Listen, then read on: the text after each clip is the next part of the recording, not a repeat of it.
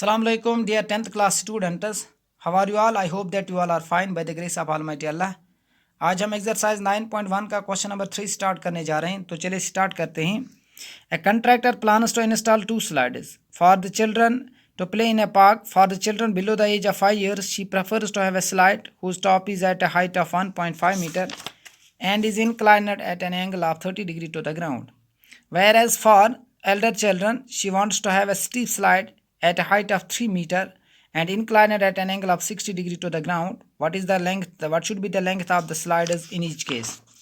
देखो यहाँ पे एक ठेकेदार का ये मंसूबा है, उसको पार्क में स्लाइडर्स लगाने हैं और स्लाइडर्स बच्चों के लिए लगाने हैं क्योंकि बच्चे पार्क में खेल रहे थे, मतलब खेलते हैं। For the children below the age of 5 years, और जो छोटे बच्चे हैं जिनकी एज 5 साल से कम है, उसका ये मंसूबा है कि उनके लिए जो स्लाइड ये लगाएगा उसकी जो ऊंचाई होनी चाहिए वो 1.5 मीटर होनी चाहिए। 1.5 मीटर की ऊंचाई पे एक स्लाइड रखनी है और जो एंगल ऑफ एलिवेशन पहले केस में है फॉर स्मॉलर चिल्ड्रन, वहाँ पे जो एंगल है ग्राउंड से that is 30 degree angle. Whereas for elder children, और जो बड़े बच्चे हैं उनके लिए जो स्टीप स्लाइड उन्होंने रखी है उसकी ऊंचाई 3 मीटर होनी चाहिए।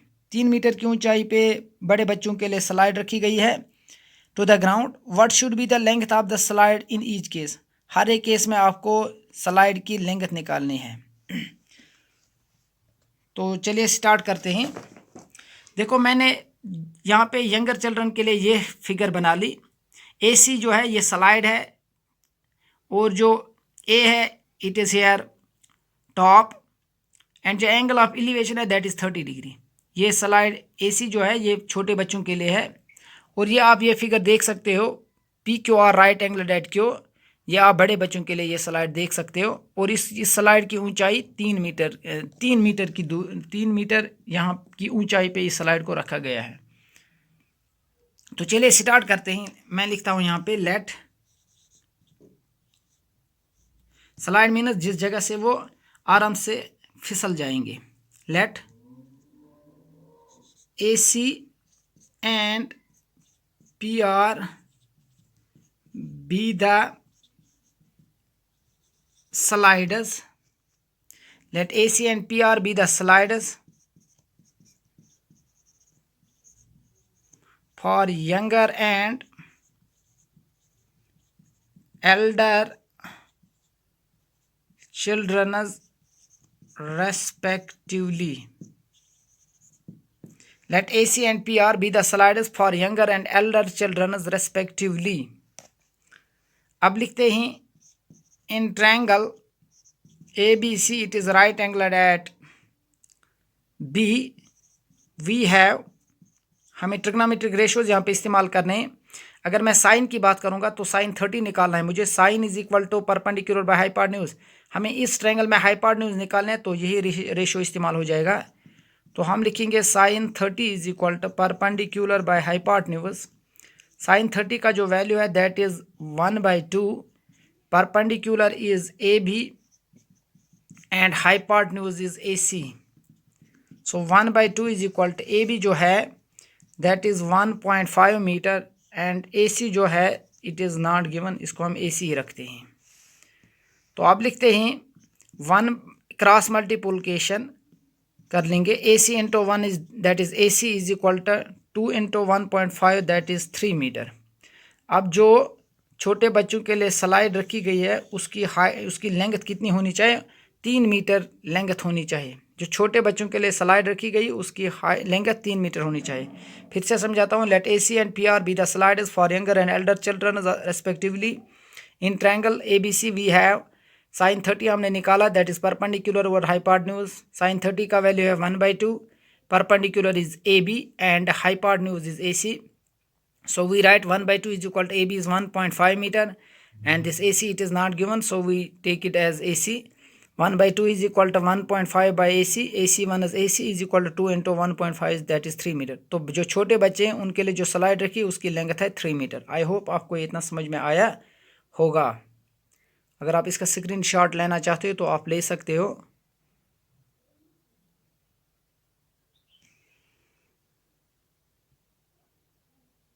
तो ये आप स्क्रीनशॉट ले सकते हो। अब मैं इसको रब कर लेता हूँ यहाँ पे। अब मैं जो बड़े बच्चे हैं उनके लिए जो स्लाइड रखी गई है 3 मीटर की ऊंचाई पे, उसकी हमें लेंथ निकालनी है। तो आप दूसरी फिगर में देख सकते हो PR वहाँ पे स्लाइड है और वहाँ पे हम रेशो निकालेंगे 60 डिग्री एंगल का। तो हम लिखेंगे in triangle PQR, in triangle PQR we have, यहाँ पे हम निकालेंगे sin 60, यहाँ पे भी निकालेंगे क्योंकि perpendicular is given and hypotenuse is not given. So perpendicular is PQ and hypotenuse is PR. So we write PQ by PR. Sin 60 is equal to perpendicular or hypotenuse. Perpendicular is PQ and hypotenuse is PR. So sin 60, that is under root 3 by 2 is equal to PQ is 3 meter and this PR it is not given. So take it as PR. So we write by cross under root 3 into PR, that is under root 3 PR, 2 into 3 that is 6 meter. हमने under root 3 by 2 is equal to 3 meter by PR. तो 3 under root PR is equal to 6 meter. So we write PR is equal to 6 meter divided by under root 3. So PR is equal to, अब rationalize यहाँ पे कर लेंगे 6 meter divided by under root 3 into under root 3 divided by under root 3. So we write PR is equal to 6 into under root 3, that is 6 under root 3 meter divided by under root 3 into under root 3, that is under root 3 whole square. Square and root gets cancelled.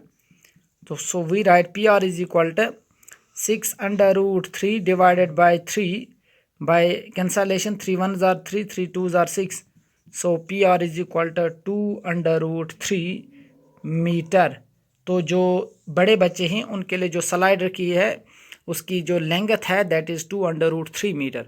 तो अगर आप screenshot लेना चाहते हो तो आप screenshot भी ले सकते हो यहाँ पे।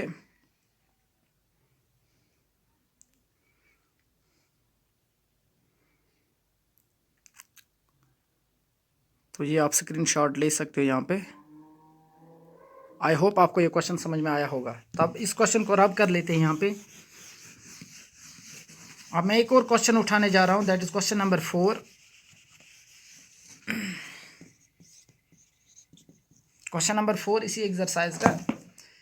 The angle of elevation of the top of a tower from a point on the ground which is 30 metre away from the foot of the tower is 30 degree, find the height of the tower.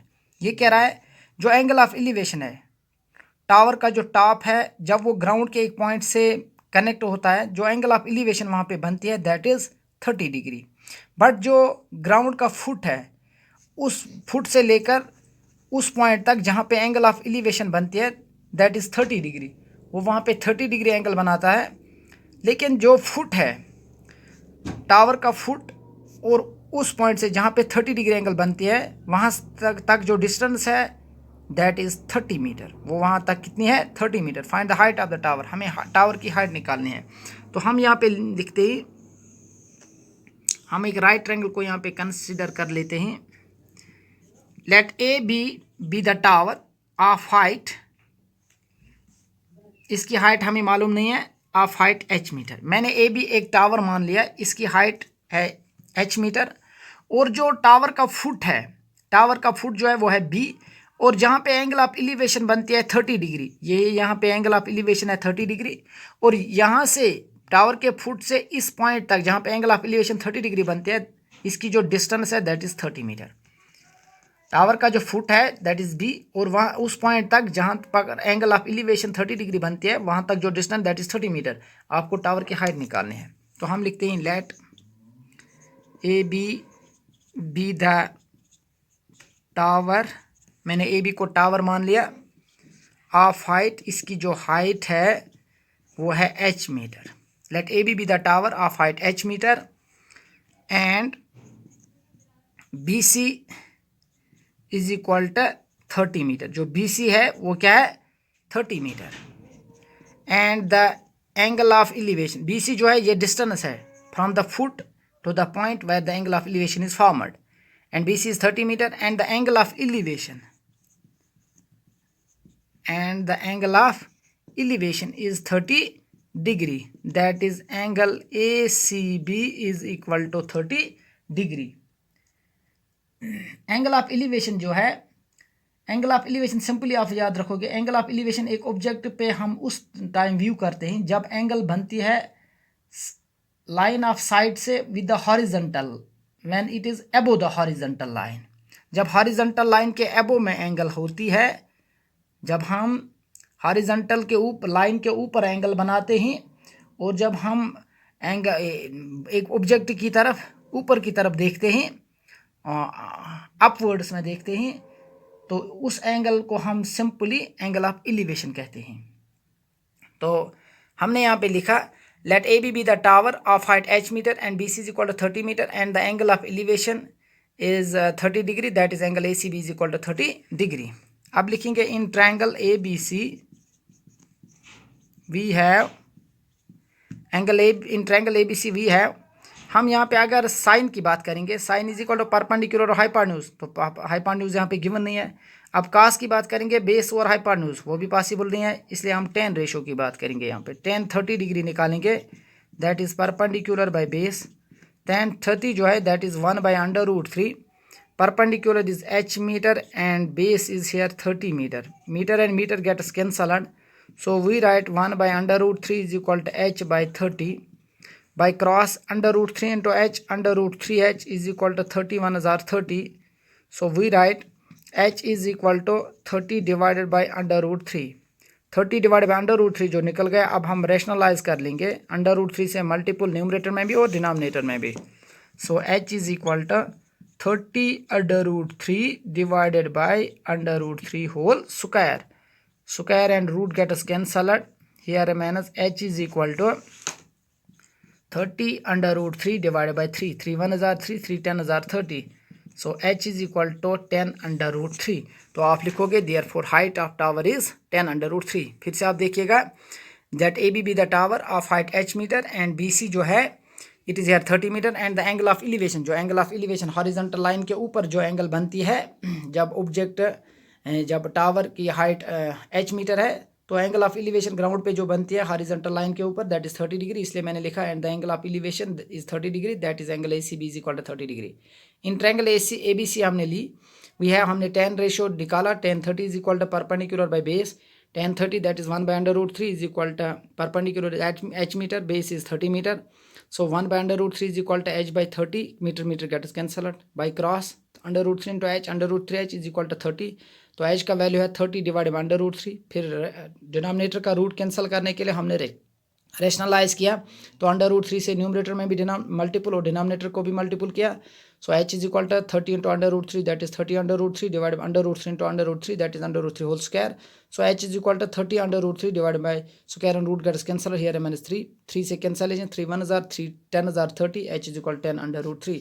तो आप लिखोगे therefore height of tower is equal to 10 √3 metre, या आप खुद भी लिख सकते हैं therefore height of tower is equal to 10 √3 metre. I hope आपको ये समझ में आया होगा। अब क्वेश्चन नंबर 5 को लेते हैं।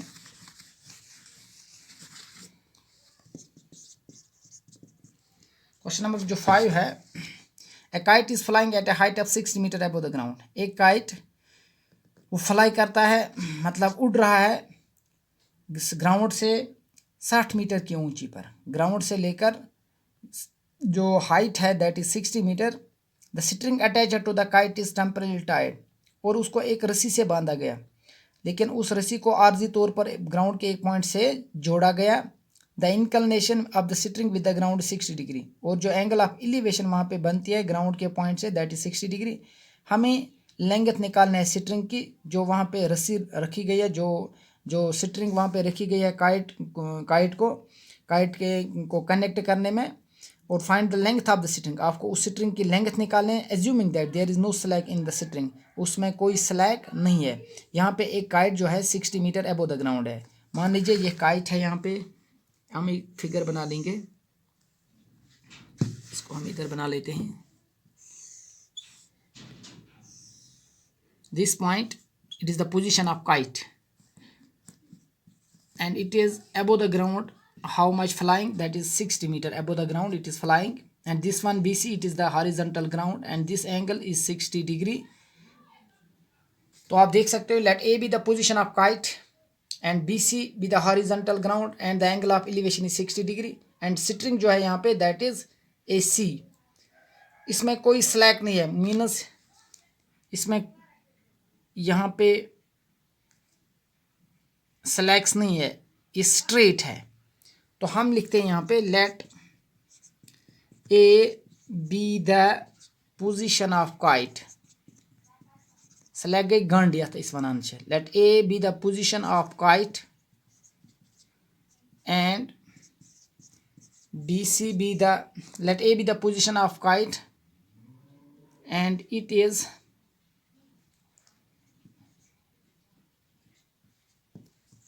and it is 60 meter above the ground, that is AB is equal to 60 meter। मैंने A जो है यहाँ पे पोजीशन ऑफ काइट रखी है, late A be the position of kite and it is 60 meter above the ground, that is AB is equal to 60 meter, AB is equal to 60 meter and BC be the horizontal ground and BC be the horizontal ground and the angle of elevation जो है and the angle of elevation is 60 degree, that is angle ACB is equal to 60 degree। in triangle ABC जो right angle है B पे we have, हम यहाँ पे sign 60 degree का value निकालेंगे। साइन 60 जो है, क्योंकि पहला रेशियो साइन है तो 60 डिग्री का ही निकालेंगे, perpendicular by hypotenuse. Sine 60 under root 3/2, perpendicular is 60 metre. आप देख सकते हो फिगर में हाइपोटेन्यूज AC, ये तो गिवन है, ये हमें निकालने हैं, सिटरिंग है यहाँ पे। So we write by cross multiplication AC into under root 3, that is AC under root 3 into 2 into 1 200 into 60, that is 120 metre. So we write AC is equal to 120 metre divided by under root 3। तो आप rationalise करते ही denominator का root cancel करने के लिए AC is equal to 120 metre divided by under root 3 into under root 3 into under root 3। So we write AC is equal to 120 into under root 3, that is 120 under root 3 metre divided by under root 3 into under root 3, that is under root 3 whole square and root gets cancelled. AC is equal to 120 under root 3 meter divided by 3, 3 1s are 3, 3 40s are 120। So AC is equal to 40 under root 3 meter। I hope आपको ये समझ में आया होगा। तो आप लिखोगे आप कि जो यहाँ पे सिटरिंग है AC है, इसकी जो लंबाई है, इसकी जो लेंथ है, that is 40 under root 3 metre. I hope आपको ये समझ में आया होगा। आज के लिए इतना ही काफ़ी है, दीजिए इजाज़त, खुदा हाफिज़। लेकिन वीडियो को वॉच करना और साथ में अगर आपको कहीं पे कोई डाउट होगा तो आप मुझे बता देना।